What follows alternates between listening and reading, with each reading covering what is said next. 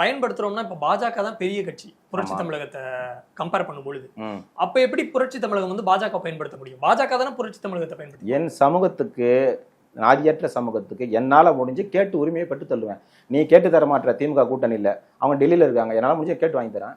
இல்ல இப்ப நீங்க என்ன உரிமையை கேட்டு வாங்கிட்டீங்கன்னு சொல்ல முடியுமா? பாஜக கிட்ட இருந்து நாங்க இந்த உரிமைகள் எங்களால் பிசிகாவால திமுக கிட்ட வாங்க முடியல, நாங்க இந்த உரிமைகள் பாஜக கிட்ட வாங்கிட்டோம் அப்படின்னா என்ன உரிமை? நாங்க பல சொல்லலாம். இப்போ ராஜகண்ணப்பன் ஒரு அமைச்சர் இருந்தாரு. அந்த ராஜகண்ணப்பன் அமைச்சர் ஏற்கனவே எந்த துறைக்கு அமைச்சர் இருந்தாரு?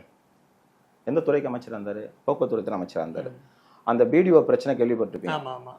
அந்த பிடிஓ பிரச்சனை வரும்போது யார் தேசிய எஸ்சி/எஸ்டி ஆணையத்தில் கம்ப்ளைண்ட் கொடுத்தது? குறிஞ்சாங்குளம் கலவர பிரச்சனைக்கு தேசிய எஸ்சி/எஸ்டி ஆணையத்தில் புகார் கொடுத்தது யார்? வேங்கவேலுக்கு தேசிய எஸ்சி/எஸ்டி ஆணையத்தில் புகார் கொடுத்தது யார்?